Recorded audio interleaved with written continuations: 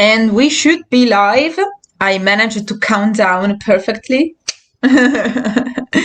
And this will be, as stated by the title, an English live chat with all our, names, international names, and just people that doesn't speak Italian but does want to know more about Brancalonia, our current Kickstarter, and whatever is going on, with the Kickstarter campaign, because we unlocked quite a bit of stretch, quite a number of stretch goals. So looking at what we said during our last English live chat, we added quite a bit of stuff.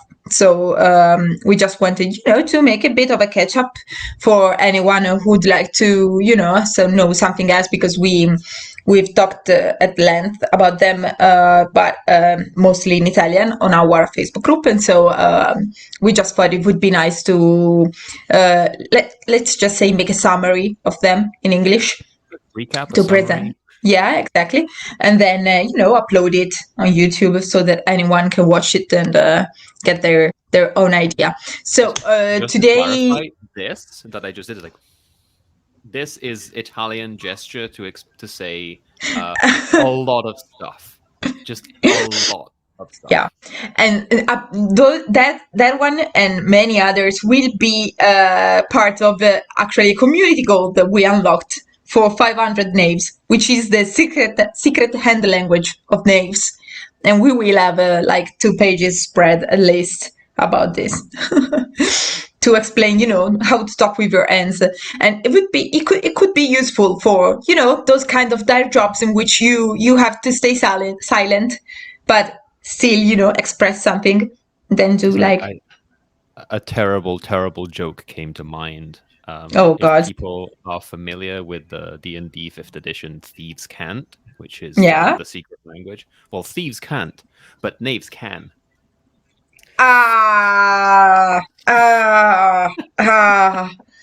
This is good, but it's painful. But it's good. Painful. Simone, I see that you want to say something, but are not saying it. I don't know what. No, I was just thinking that everyone uses always the same gestures, the marine ones, stop, two here, 3 there, and you see all kind of people, the orcs, elves, Neanderthal men, people in the future on different planets. They always move like marines because it's the only silent language available at the moment. We will offer a significant upgrade, sharing the Italian superior master in hand language with all the international audience. Yeah, absolutely.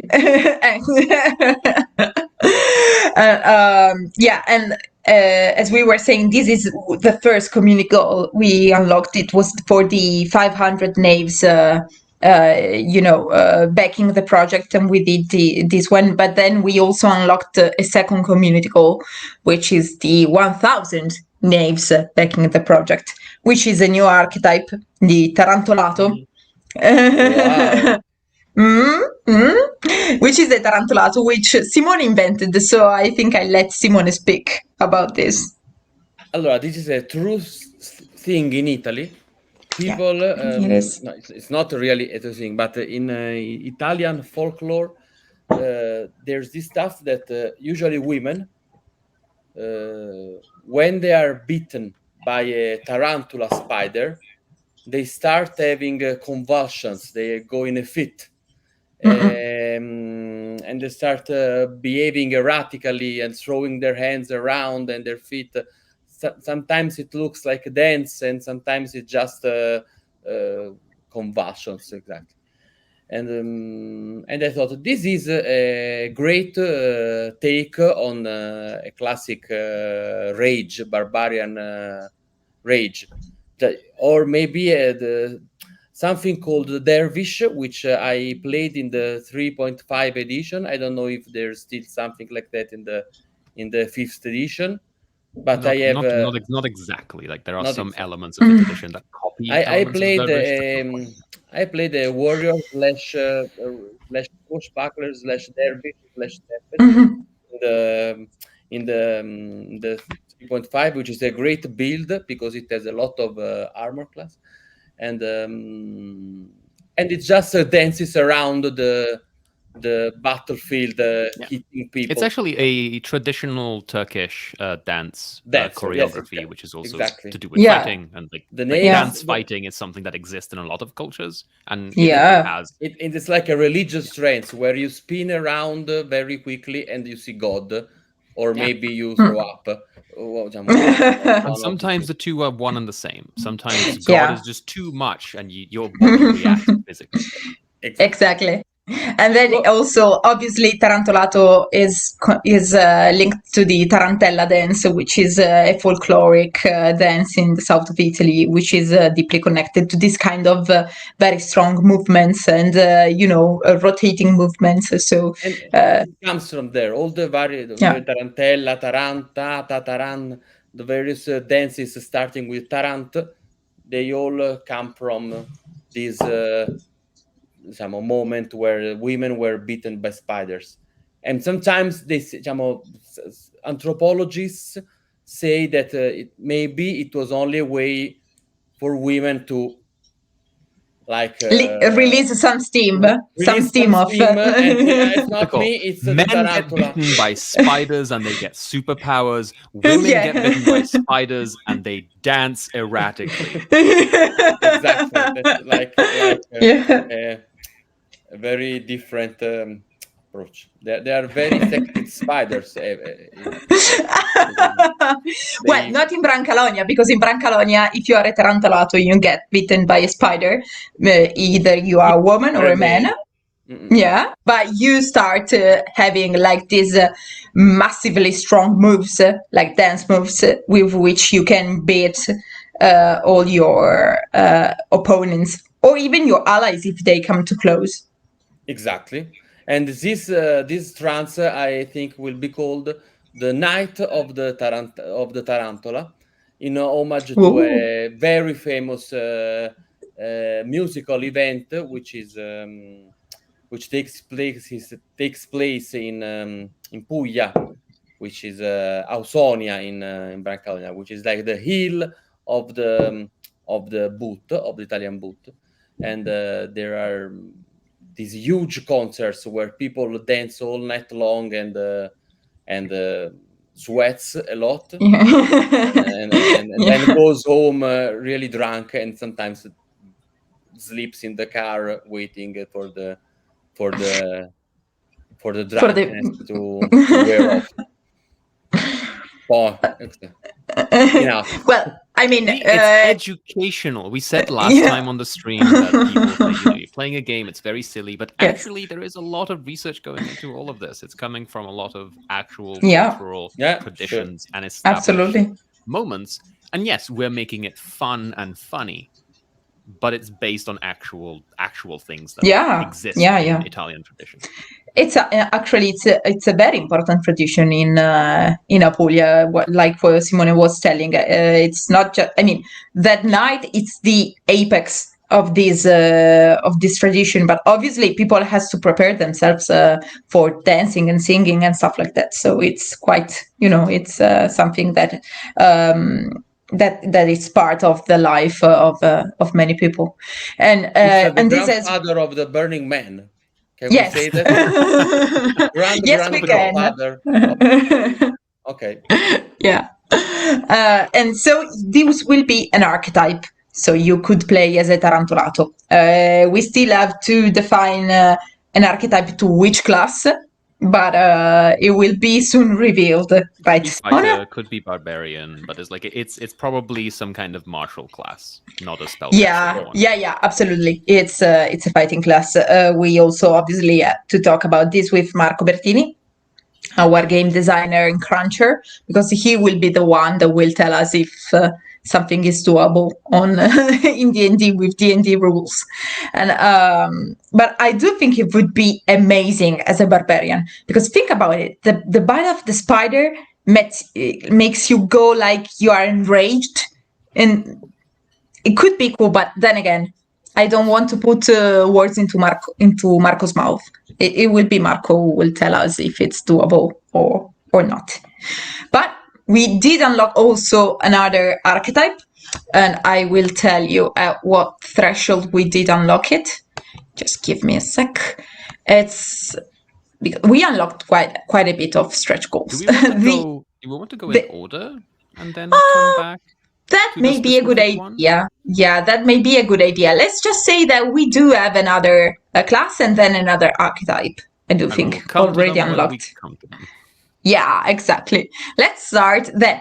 I mean, we hit the 100% and of course cool, but then we went to 150%, which has a new race or species. I still honestly don't know what D&D will do with the word, but which is the Vitruvian, Simone. Okay, the Vitruvian. We all know the guy with the four arms and 4 legs that Leonardo drew. It's also on coins now, on euro coins. And that's the Vitruvian man. His name is Vitruvian man. I don't remember at the moment why. In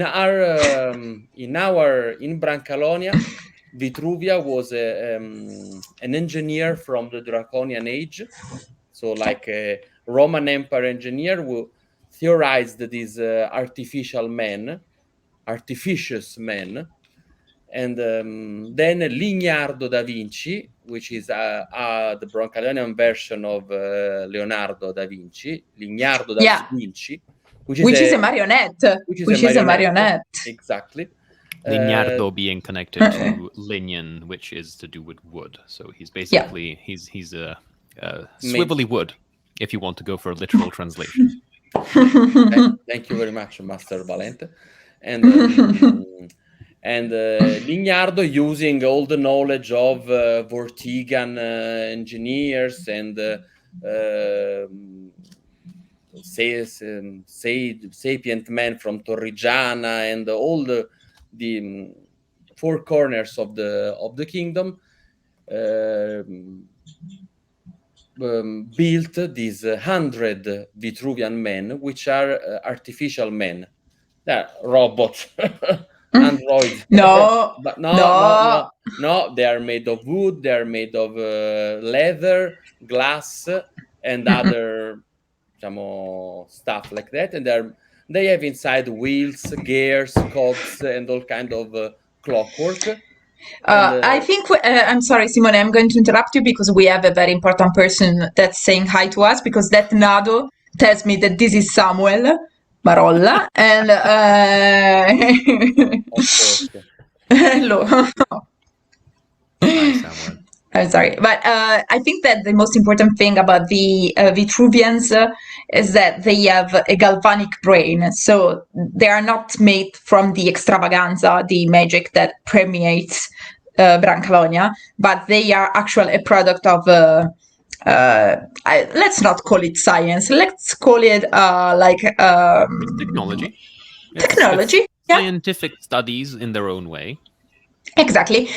We talked about it, and I think that the best way to talk about science in Brancalonia is talking about science, like the Disenchantment cartoon, because I mean that's the kind of stuff. I mean, it is science-y, but it's not real science. I mean, it does not have any physics evidence behind it. It's just.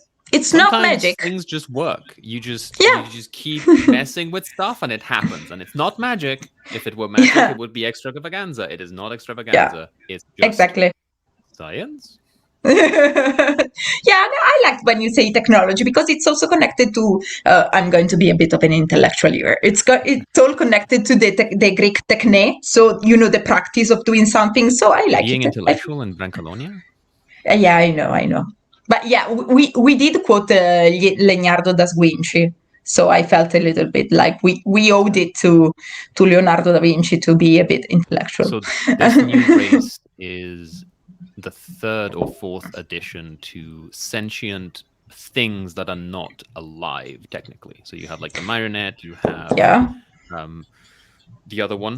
Arcimboldo. Thank you, the Arcimboldo, which is just a massive staff. And there was another one that we were just talking about, and I just forgot. Inesistente. The Inesistente. Thank you. The non-existence. Who are not really there, except for all the ways that they are. And now we have the Vitruvian as well. Yeah, exactly.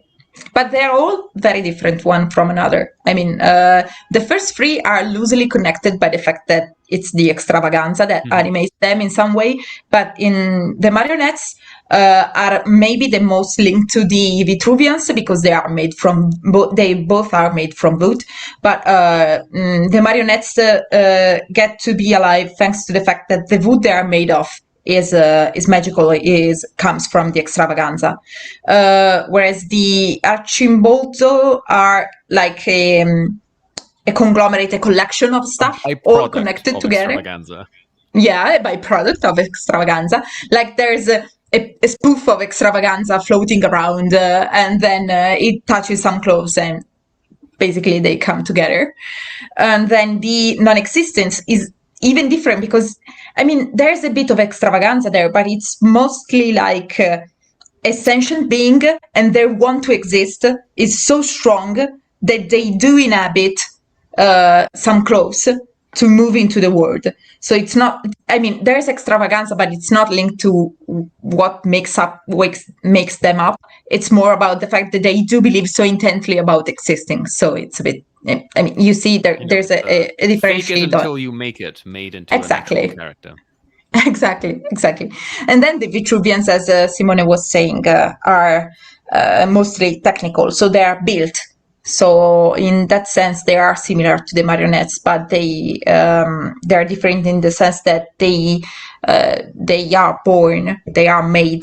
I think that when we are going to play them, we will feel all the difference, because if you play a marionette, you can be taken apart and you can tear away the legs and the arms and maybe the head. But if the heart of Fanfaluco is still there, the marionette is still there. The Vitruvian is like a machine. So if you start taking it apart, it's a little of a problem. It's a big problem, because if you don't have Lignano Sguinci around. And he always wrote backwards, so all of his instructions are completely unintelligible. And also he burned everything after building the 100 and some Vitruvians. He used a small catch in the selling contract. In the contract, he used to sell them around to free everyone, to free them all. He freed them from their owners, and he set them free on the roads of the kingdom. And then there's not many of them. There's not many of them, as Simone said. They are very rare. They're very rare, and they can build some. And no one in the present is able to build them like Lignardo built them. The new ones are maybe a little more wonky. They don't do the Vitruvians they used to make. Yeah, we have a comment. We can't trust these machines. Marionettes are made of unstable magical food, but at least they are 100% organic. Exactly.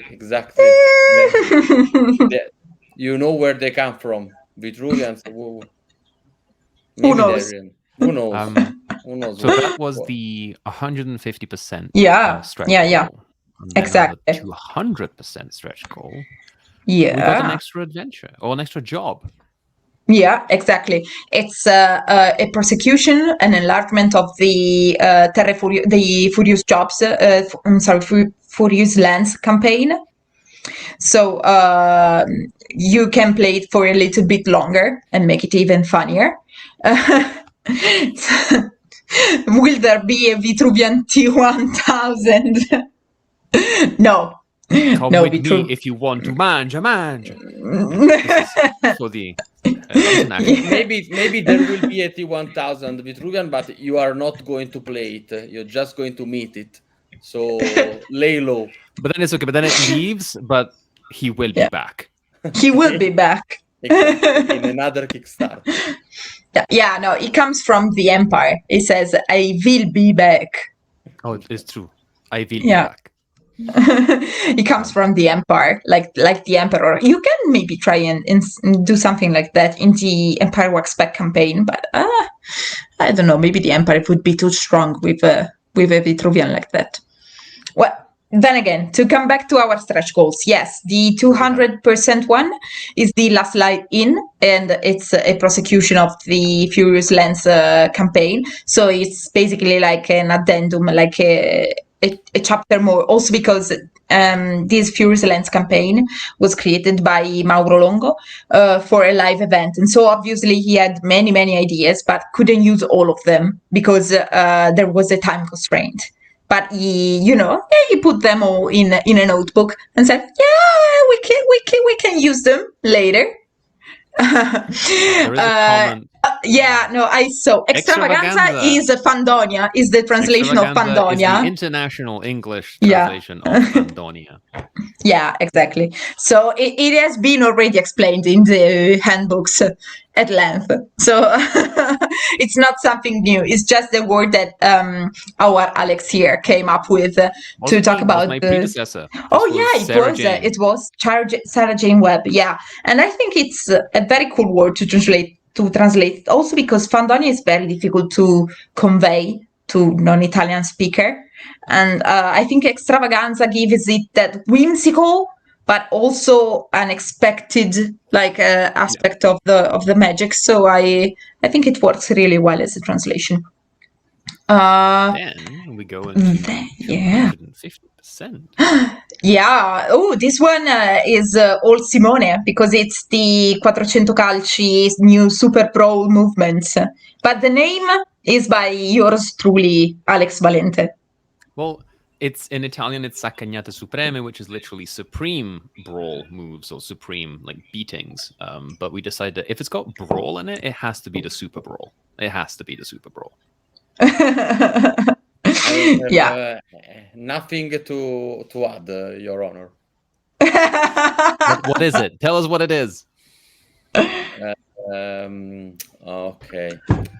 Allora, in Italy, there's this very, very strong group, which is called the 400 Kicks, which is a play on words from a movie, which is the François Truffaut.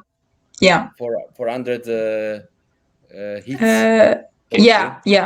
Hits? I don't know. I think that's the translation in English. I will check. Their thing is to merge very high movie criticism with very pop movies and movies where people punch each other usually. Their totem is Sylvester Stallone, and they're very, very strong. And I met them a while ago, and when I jumped on board of the Brancalonia bandwagon, I said to myself, I have to make this connection.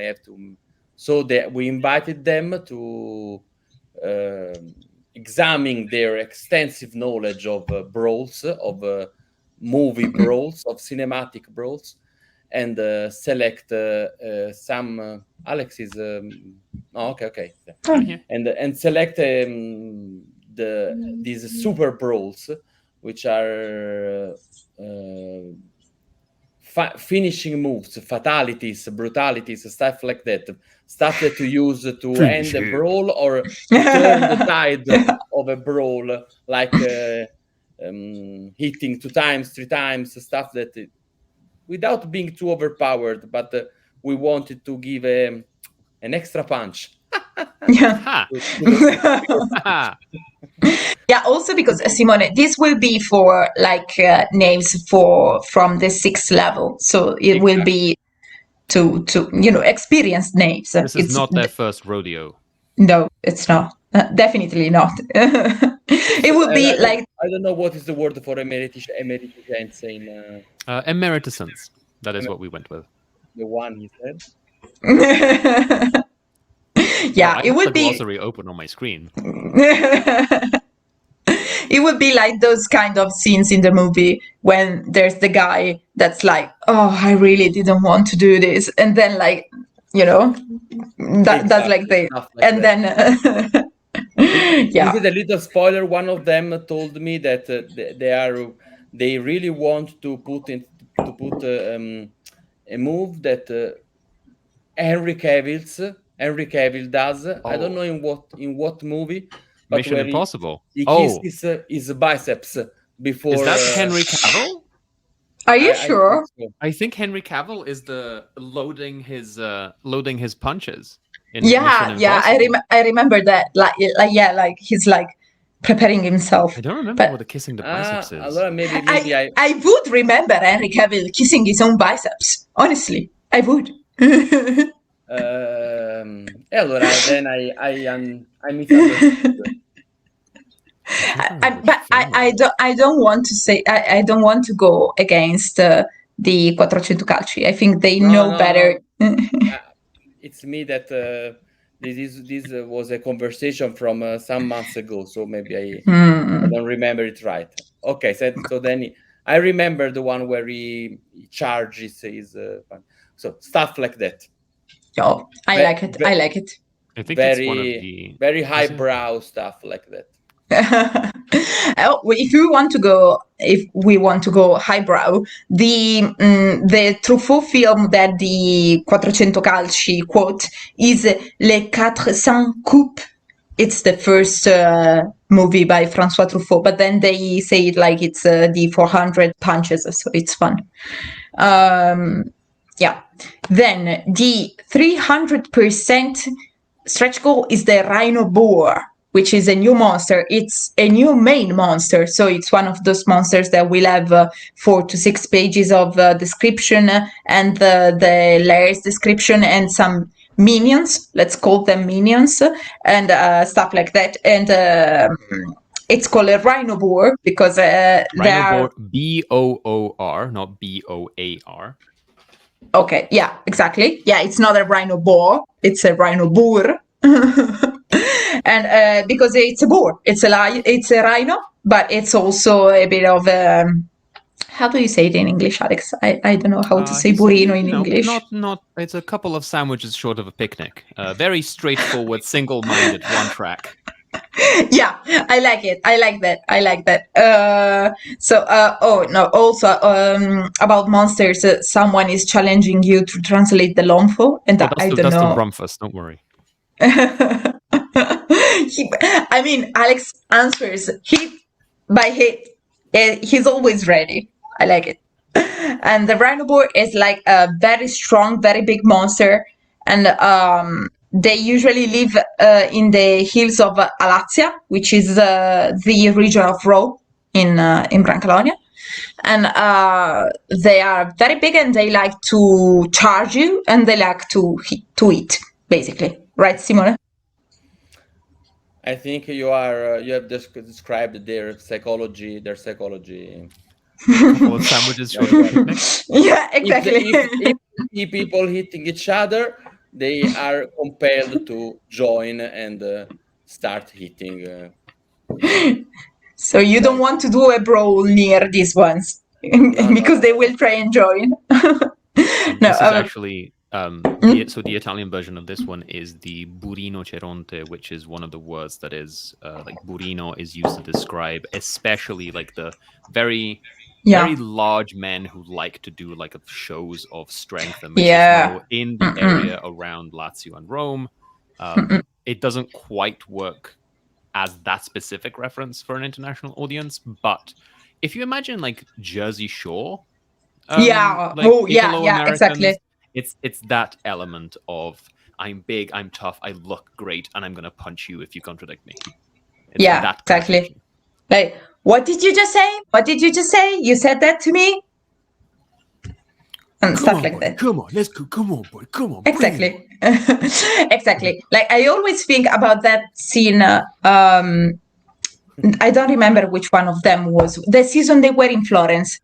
When one of them thought that the walls of a Florence house were like the ones in Jersey Shore, and so they could punch it and break it, and instead they punched the hard rock that makes up the walls with a in Florence. rhino ball, the rhino ball would be able to punch the wall. Yeah, the rhino ball would, without the the shame and consequences that the Jersey Shore boys at the time. But but it would be fun. It would be fun. Yeah, it's the perfect Brancalonian creature. Yeah, it's it works. It works, and it will be fun. We moved to 350%, which Yeah. adds a little extra. Yeah, it's free. Go, Alex. It's your turn. Go. It's free music tracks to use during your, live playing with your friends, to have a bit of an apt background music. Original arrangements. Yes. Released specifically for Brancalonia. Yes, they are done and created by our own Masa, which usually you see a lot of him during the campaigns, because he talks a lot and makes a lot of videos, and he's a very important part of the publishing house. But he's on his honeymoon, so we just mention him, but he answers when he wakes up, which is basically 12 hours later than us, because he's on the other part of the world. So but he's the author of all this music, and these free tracks are about are tavern music, so you can use them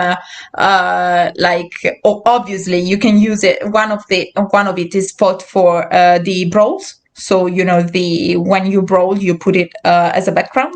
And then you have the bard sonata, like basically strumming around.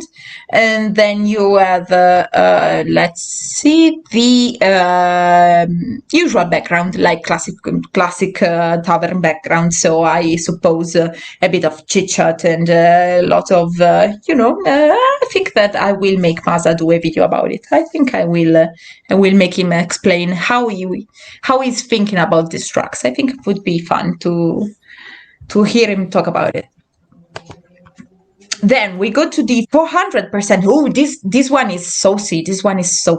Simone, the Cook Monster, all yours.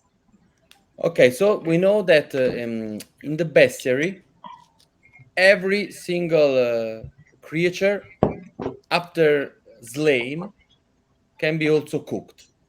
Yeah. But if you, if I try to cook them, I will suffer all kind of secondary effects and consequences and bad stuff. Trademark. Cookmancer, this is the name. I don't know. We are still the Cookmancer. Only the Cookmancer can put all this meat in his cauldron and in his cooking pot and get away with it without growing a tentacle or turning green or start talking like a frog. And this can be a very great asset. And this is a new class, not a new archetype, I understand. A new class. It's a new class. It's a new class. Anyone can I'm sorry. I was distracted because Benny Hill theme song. Absolutely. Da da da da da da da da da. It's the Brancalonia version, so it's exactly. Bernard Hillock. There we go. Bernard Hillock. And then his friends. Deep fry everything is the only way to be sure. You are not wrong. This is maybe an audience reference, Dear Giovanni, or it's only coincidence. Is this an alliance, the second Alien movie reference, or is it only a coincidence? I don't know. I'm curious. We'll find out. Giovanni, I don't remember. Let us know what you mean by deep frying. If it's just talking about deep frying, or if you're making a movie reference, let us know. I will know. So, let's wait for his response. Anyway, the Cookmancer will be the class that brings all the just a coincidence. Okay, va bene. It was very good, nonetheless. And at some point, someone says, "Let's take off and nuke it." It's the only way to be sure. So I mean, could also work for the cookmancer. Exactly. Yeah. And let's take off and bake it. It's the only way to do it. And And put some bread with it because it's good. Yeah, exactly. And so the cookmancer brings all this meat and cooking together and turns it into a useful practice. So it's going to be a very, very funny class, and also very annoying for the rest of the players. You know And we what have would to be stop some hours and stew the It's like, yeah. You just Bregostana. give me 3 hours, okay? Give me 3 hours. Exactly. Is Cookmancer a sorcerer, wizard, cleric? I mean, it's definitely The not a answer is, cleric. it's a cookmancer. It's a Cookmancer. It's a class. Yeah, it's not an archetype. It's a full class. You know what would be really fun? To play a race that cannot taste food as a Cookmancer. Yeah. A Vitruvian cookmancer would be great. You just install new recipes inside it, and it just stirs automatically for the rest of the day. Yeah, I was thinking more like a marionette that's like, I mean, you taste it. I think it's good. I think it's good. And everyone dies. Yeah, exactly. Does it need salt?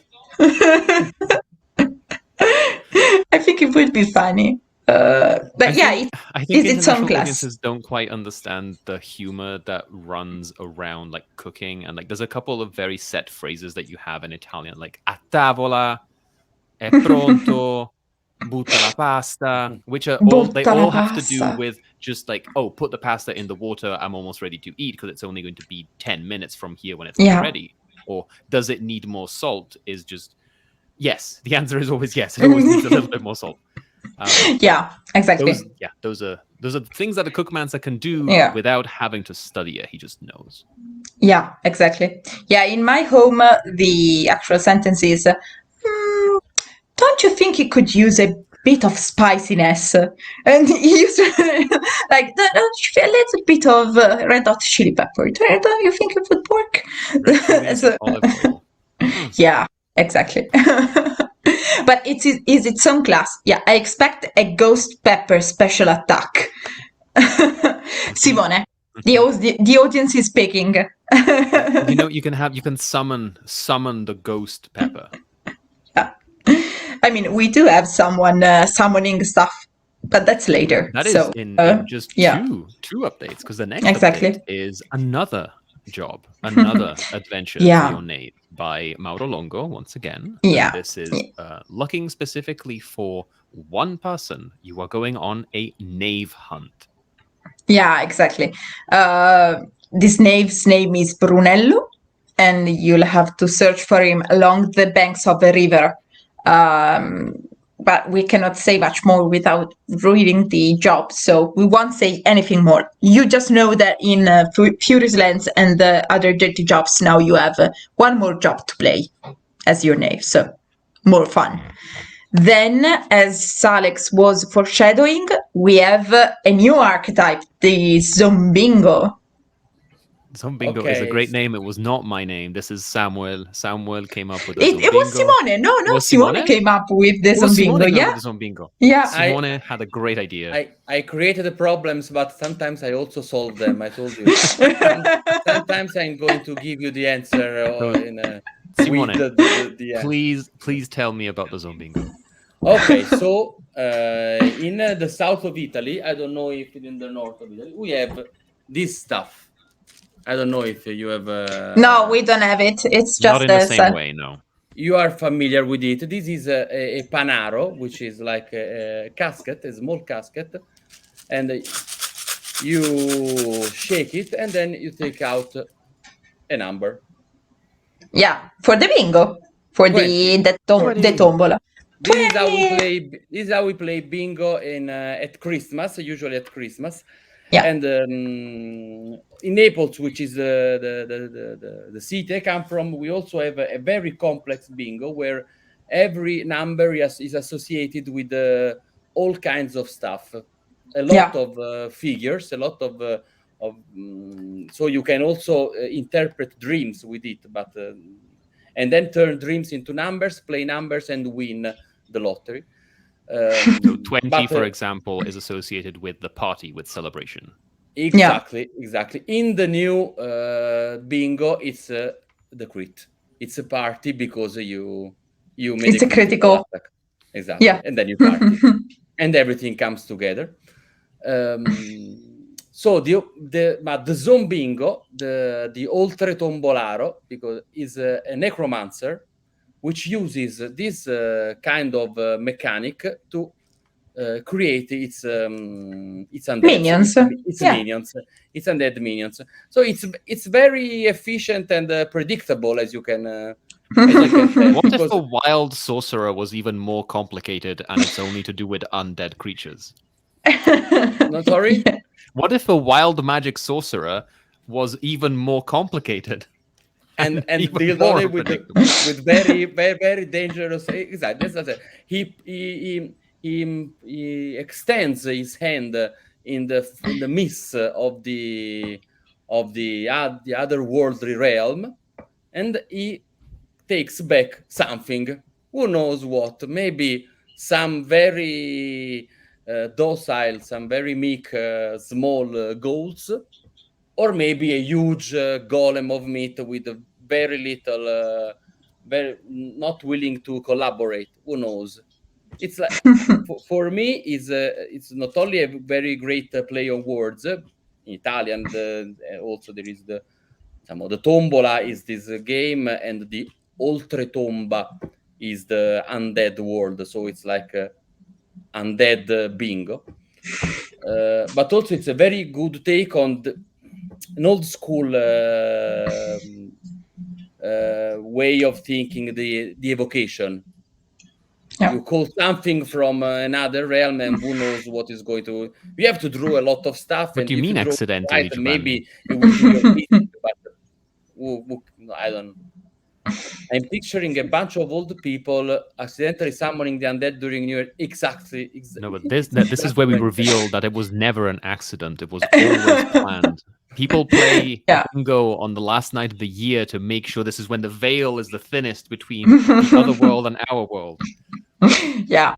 And Exactly. then summoning some like I don't know. Yeah. I mean, think you are in a fight and you are with your party and you have a zombingo with you, like a necromancer zombingo, and it's like, I will help out the party. Please don't. I will Please don't. Yeah, exactly.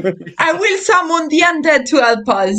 And then for accident, it summons like something that will try and eat the party. I mean, it would be amazingly funny. I see like something like this. The zombingo has his own tabellone, his own table with the 90 numbers associated with the stuff. Some of them are associated with good stuff, some of them with bad stuff, and some of them are just blank. And leveling up, it fills this table, and also gets some stuff that helps him to direct his roast, so that it will become more powerful or less erratic. But you have to nurture your zombingo. The party has to survive the first levels of his zombingo and bring him to this third, fourth, fifth level when he starts to be a little efficient. In the beginning, I envision him like a totally wild card. Who knows, yeah, like if our the one that go Simone, sorry, didn't want the one that their own party like hits them in the head at the start of the fight, so she won't risk to harm his own party with something like that. Exactly. When everything fails, call the Call then the you zombie. Call someone else, please. Please you call call someone else. I don't know. Who knows if our man of the rules, we have our rules guy, will comply to Marco all will, this, yeah. with this craziness. But hey, The Yeah. undead obviously have a natural enemy, which is in celestial spheres of angelic beings. And would you look at that? This is the next stretch goal that we unlock. Yeah, it is. It's a monster, though. It's again a monster. It's the sacrosanct. So it's basically it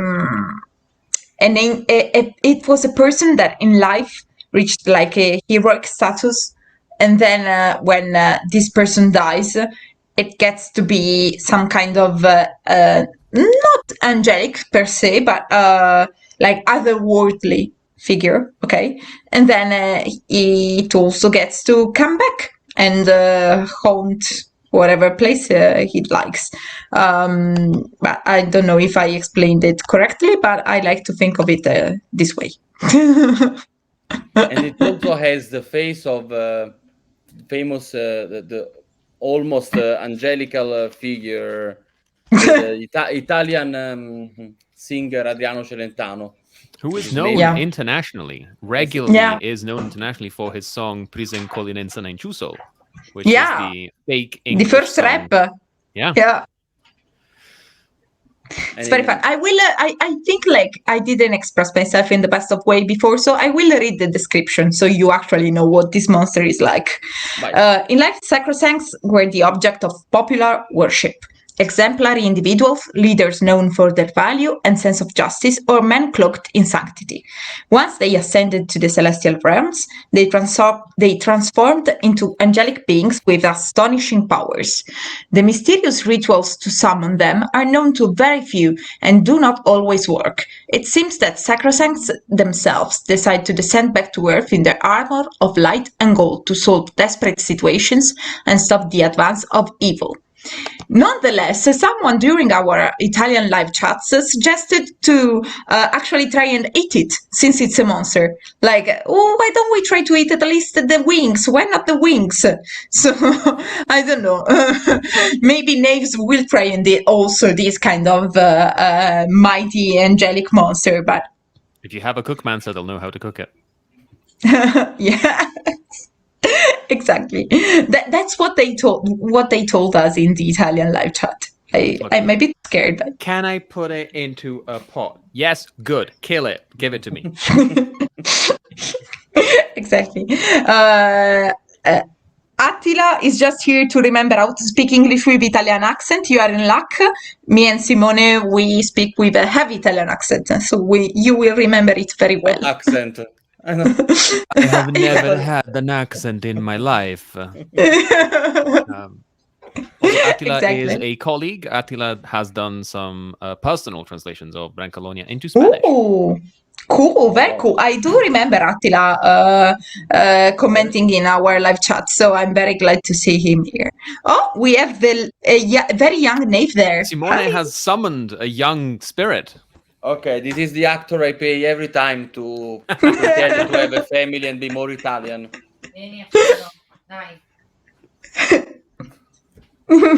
Ciao Arturo. We haven't seen each other for the whole day, so it was like, where have you been all my life, Daddy? This is very Italian. This is very Italian. And then let's go a bit faster so we can give Simone back to his family and to his child, so he can. And the 600% stretch goal, which we unlocked. I mean, we are on. It's going well. It's going well. I'm very happy. And it's 3 other music tracks. This time they're called free county music tracks. Think like the Shire. Okay, so you are thinking about how do you say bucolico, Alex? Pastoral, bucolic. Pastoral. Perfect. But, tranquil music. Yeah. That you play in all those beautiful words you said, Alex, but connected to the roaming fields, to the not the city, outside of the city. So, and then you have like a more lively one for when you are escaping, and then a more tranquil one for when you are just strolling, city from city. And then we have a 650%, which is a new race, and it's always connected to the theme of angelical beings. Simone, would you mind talking about the angelic race? Okay, so there's like a pattern where the races or the species this time are like the counterparts of races species that we already have. This time is we have the Angelicato, which is the other side of the Malebranche. I don't know if what's the devil. Malebranche. Yeah, Malebranche. I think. Okay. Yeah. The Angelicato is an angel that takes a little vacation from vacatio, with the Latin word, from the God's work. But the God's work is never The done. eternal father, the eternal father. The eternal father, the father, and he takes this little vacation. When you go and make the calculations to know what how many days of How vacation long? how long your vacation is, the work is eternal, so the vacation is quite long. It's like it can be 60, 70, 80 years compared to the eternal work. And so it goes to the it goes down to earth, on the earth, and starts like something as mortals can call life, because it can last like 70 years. And then he just goes around and enjoys his trip, his vacation on earth, meeting mortals, doing stuff and stuff like that. It's I immediately figured it in my imagination as Aziraphale from Good Omens. So like an angel, an angel really appreciating life on Earth, but also being a little bit naive in certain things, like a little bit like Gabriel in the second season of Good Omens. So not really knowing how it works on Earth. I even suggested that he has a -1 on intelligence because of that, but Marco is never going to allow it because he doesn't have the knack for details. He comes from heaven. Maybe we take him like a day to figure out how you get water out of a well. Or that you need to wear clothes. Sorry? Or that you need to wear clothes when in public. Exactly. Unbutton something. Yeah. But I don't think it It would be amazing. I will get through with this -1 intelligence stuff. We will lobby for this. We will lobby. Like, modern D&D doesn't work like that. But and it's we'll find a way. We'll find a way, and they are obviously they have human bodies, but with angelical traits. They sometimes can have wings, small wings that maybe can grow, and maybe a halo, maybe like a underglow. Who knows? Like the Malebranche. Like a Malebranche, every angel has something that an echo of his heavenly existence state. of yeah. It does make sense. It's literally like the yang to the yin that was the Malebranche in the setting book. So it's really the same thing. Instead of being from hell, it's from heaven. I think I'm going to play one because it's going to be really, really funny to role play a character like that in a band of knaves. Why has he joined the band of knaves? Maybe he wants to bring them on the right path, but or maybe by chance. By chance, like he started following them because he didn't know what to do, and he was like, I can't pass like 10 years with this gang. I mean, it's not like I don't have time. Exactly, and also there's like stuff like free will, so he has to get along with the less diciamo, godly behaviors. Yeah. And Yeah. and wait for the right moment to say, I told you that it was better to do the right thing. They're going Yeah. to be fun. But also, if an angelic behaves a little bit too badly for a little bit too long, he can, he, she, they, it's an angel, so we won't assume, they can't actually go back to their angelic place. So it's also that they if they will, or they can lose their immortality and yeah, be stranded on Earth like forever, and get old yeah. and die like everyone else if I they do like, really go yeah, exactly. astray. Yeah, I do like Attila's suggestion about giving arcana and religion advantage, but disadvantage in history and investigation. It could be something to, to maybe he was like Crowley before the fall. Yeah, could be. I mean, Good Omens has been a big inspiration, as we were saying, so you can also play that. And then, last one for today. I mean, at there's least 2 more that I can see. 2 more. Oh goodness, I missed a 700 couple. and 750. Oh goodness, I must miss Stop the pledging. no, don't never stop. stop, No, never stop. No, I'm sorry. It's just the Polentonian. I love it. The bridge over the strait. We corrected it, but on one side, but not on the other. It's basically, for this one, you need to have a little bit of Italian history context. You have to know that it's been like 50 years or more. The politicians have been promising a bridge that will connect Sicily, the island of Sicily, to mainland Italy. But it's not doable for a lot of reasons, or at least not anyone will start building it for a lot of reasons. But we in Brancalonia, we promise and we deliver. And we promised we would do the bridge over the strait. And so we are doing the bridge over the strait. Obviously, being it Brancalonian, it's shoddy, it's ancient, it's ruined, and you have to pay to use it. But other than that, it's a perfectly like a normal Italian highway. Yeah, exactly. I don't see anything Brancalonia. Is it better than any other way of getting any other place? No. Do you have to pay for it? Yes. Exactly. And in Brancalonia, actually, it's what remains of an ancient marvel of architectural, prowess by the Draconian Empire.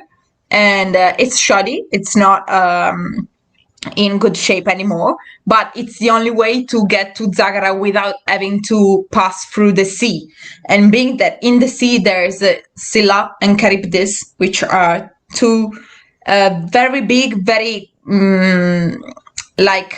how do you say it, with tentacles monsters. You do not want to meet them at sea. And being that's the situation, you'd prefer to pay to go through the shoddy bridge than risk your life with the monsters in the sea, basically. So you have to That's pay for a stuff boat, from Omero, safety. Yeah.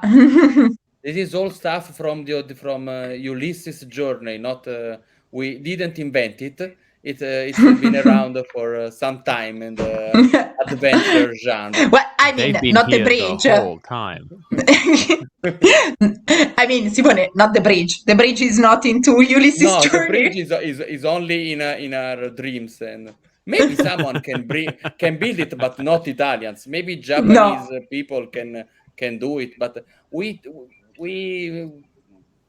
one stop of the underground takes 40 years in Italy. So a bridge like that will be finished in the 27th century. I don't know.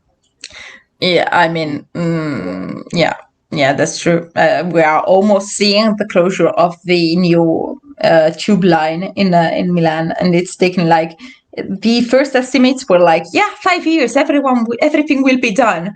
And this was 85 years ago.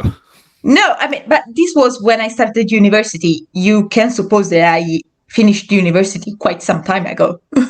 So I know Italian times with university students, so that is never an assumption. My dad took 50 years, 50, He was in the news. Cool. But I mean, that was, if not planned, it was at a certain point, it was a known pause. I mean, at a certain point, he said, okay, I'm taking a pause, I'm taking a break. But let's say it was 12 years at least. I mean, speaking of disasters, like taking a long time and not being able to finish anything and completing stuff, there is the final stretch goal that has been unlocked so far, which is a 750%, which is another adventure, another job. Yeah. This time not by Mauro Longo, but by Valentino Sergi, who is also part of the main team, but you might find them behind a number of other Italian TTRPGs. And also he's the one who's going to write the bridge. That's why they're one and immediately the other one. Yeah. Now this is the Betrothal Shipwreck. And The Betrothed is a book that is foundational to Italian literature and to the Italian language, and it has just come out again in full English translation by Michael Moore. It has been updated, and it is currently on the National Book Awards long list for the US. So if you want to read about, you might have encountered actually Lucidla, at least, if not the actual character. But yeah, Betrothal Shipwreck. To save a noble lady, the knaves will have to hijack her ship. That's the job. That's not the novel by Alessandro Manzoni. But I mean, it's still pretty adventurous. One can take a lot of adventures from the Betrothed, because there is a betrothed couple, and then a rich man that wants to kidnap the young woman, and then they flee, and then they're separated, and he goes into the big city, but there's a plague, and then there's revolution, and she has to hide. There's a lot of drama. It's sadly very disliked by a lot of Italian people, because they force you to study it in a very boring way at school, but it actually is that is the size of a dictionary, and they go, here, learn. Exactly. Or for example, in my high school, my literature professor was like, okay, now every week you have to deeply analyze literary and historical details about anything that happens in this single chapter of the book. And I was like, I would prefer to read it, but okay, if you want me to do that. And don't forget that the original version has a lot of laws from the time. Yeah. So if you happen to read the wrong version, every now and then the prose is interrupted by laws of the 6th century, which is not very good for the pace of the narration from a technical point of view. Just like Michael Bay in Transformers 3, where they use like the Romeo and Juliet laws to explain why it's okay if he is older than she is. Same thing. It's basically Michael Bay and Alessandro Manzoni, basically the same person. Maybe the same person. Attila did read it for his own amusement. That's very cool. Also, Attila suggested the erba voglio, which is a very important part of an Italian figure of speech, which is l'erba voglio non cresce neanche nel giardino del re, which is pretty difficult to translate, I suppose. Alex, how would you say that? There's no direct idiom or proverb that you would use. It's something. It has to. So literally, it's like wishing grass. It's grass, or it's things that you want, but in the shape of grass, and it's usually used to indicate that just wanting something doesn't make it happen. It's like literally the proverb goes, wanting grass doesn't even grow in the king's garden. Which means that not even the most powerful, richest people in the world just obtain something by just wanting it. But there is no direct... But I have a small piece of news because I put it in the novel. So it's canon. Voila, just like that. Alex, start thinking about it. So easy. and it's like a panacea herb which you use to reverse the effect of other stuff. But it's not we can make it into something else, because it just says that the herb, a character at some point says, I have some erbavoglio, and we can use it to reverse the effect of another herb, which is the herb faccia di culo, which is an herb that makes you look like you're dead, puts you in a temporary death state. So it's like a wishing herb. Yeah, like a wishing. Yeah, but also it's a bit difficult also because in Italian you usually use it to say... Me and Attila, we are on the same page. Yeah. Use it with the same to the same effect. Great so cool. So cool. But it's a bit different because in Italian it's also used to say don't ask for things in a rude manner, basically. So like, there's I also want water, and it's like not even wanting grass grows in the King's Garden. Yeah, so you'd have to say, I would like to have a glass of water, please. That's I don't know. It's difficult to translate. Alex, if a publisher is interested into Brancalonia first novel rights, and you will translate it, you will have to think what to do with this. You are in for a ride, my friend. About it now. But then I would love to underline these Don Abbondio and Il Griso, which are two characters in The Betrothed, in Bad Boys 4 by Michael Bay. I need to see that movie. I need to, honestly. It's a lot of spinning cameras, just like spinning cameras, people standing up. This explosion non sa da fare. This was beautiful. This was beautiful. Attila rightfully said that the second part of the speech I was telling before about being not rude is in questa casa si chiede per favore, which is in this house you ask, you say please before asking. You say please before asking. And this is the last unlocked stretch goal. Obviously, we have the 800% stretch goal, but it's still locked for now. And it's called the Polentonian. But I am petitioning to translate this as Lil Polenta, because I want it in Italian to be Polentino. And because it's very sweet. And I like it, and I want it to be called the Polentino. So I will lobby to call it Polentino, and then in English it will be Lil Polenta. Which I think so it's know the Polentonian or Little Polenta or Polentino or whatever the name ends up being is the same creature that you see on the apron that you can get in the campaign. And yes, Anchi, that is yes, Chibi Polenta. Chibi Polenta pet. Yeah. Actually, Valentino Sergi, the author of the adventure we just told you about, put it in one of his live adventures. He plays live shows with adventures from Brancalonia throughout Italy.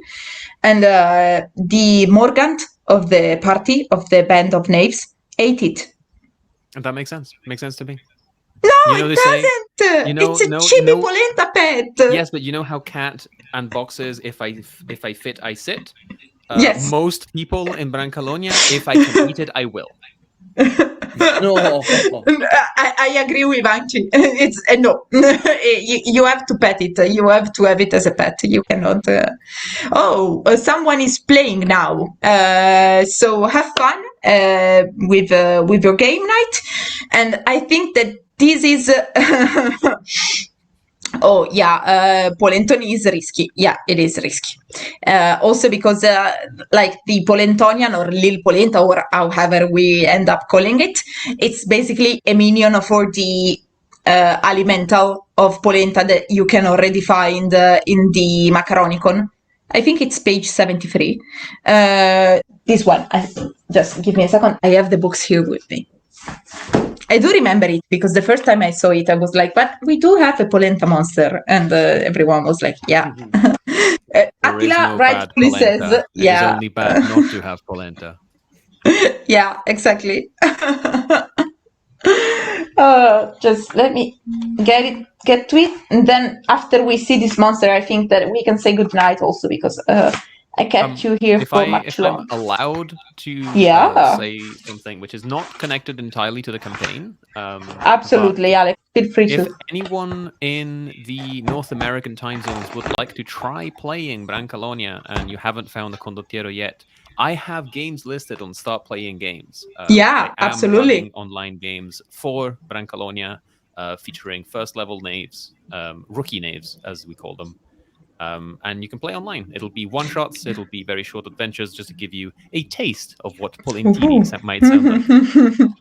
And also, I mean, what is there anything best to play a game than, you know, with the translator, with the person who actually brought it in your language? I think it's amazing. Alex, maybe if you later send me the link, I will put it like the professionals say in the doobly-doo. Because yeah, exactly, because this live chat will be uploaded on our YouTube channel, so everyone will have the chance to see it or rewatch it if they are curious. And then this is the glorious Polenta Alimental. So you see, this one is the bad guy. This is big. This will eat you. As you can see, he already has eaten someone. And this is very dangerous. Attila asks if you are on East Coast or West Coast time. I am on whatever time we can make it work. I live on West Coast time, but we can make it work for East Coast. Or Central. Or Mountain. Or what? Or European. Even make it work Rome. for Italians. If Italians are willing to play in the evening, I will run the game in the morning. This would be cool. This would be cool. Don't tempt me, Alex. I'm tempted to play. In Brancalonia, the polenta eats you. Yeah, Anci, you are right. I think now it's time to say goodnight to Simone and good day to Alex, since it's daytime now, where you live. As one of the Italian prime ministers used to say, now is the time of lunch for me. Yeah, it's for me to go have lunch. Yeah, and it's time for me and Simone to go sleep and recharge our batteries before starting another day of campaign. And remember, tomorrow in Italian time, so later this night for everyone who lives in the US and in South America or in Asia, it's the last day to get your free mini of the Morgante with any physical pledge. Later than the first 72 hours, which will end tomorrow, to have the mini, you will have to pay for it. So, I mean, why pay for it when you can get it for free? Buonasera, I porto al postino. Poor postman. Poor postman. There is a whole background of lore behind that statement. We don't have time to get into it right now. But Teresil mini when. Attila has had bad luck with postal deliveries. Yeah, I'm very sorry about that, Adila. And Terence Cyril Mini, I mean, we can work with it. We can think about it, but not for the foreseeable time. Yeah, that's the link, the short URL to go to the campaign, which is bit.ly/Branca3, but written in numbers, like free. And there you can find the pledge, all those pledges and the stretch goals we talked about all night long, and the free mini if you take a pledge in the next few hours. So thank you, Alex, for the kind reminder of the campaign link, and thanks everyone for watching and for participating and commenting. And I'm sure that if you have any other question and you are just watching this not live, you can ask them in the comments and we will answer as soon as we can. Also, you will find us on almost every social media platform. I mean, you can find us on Instagram and Facebook, us and Alex as well. And again, thank you and good night. Bye. Good night. Thank you.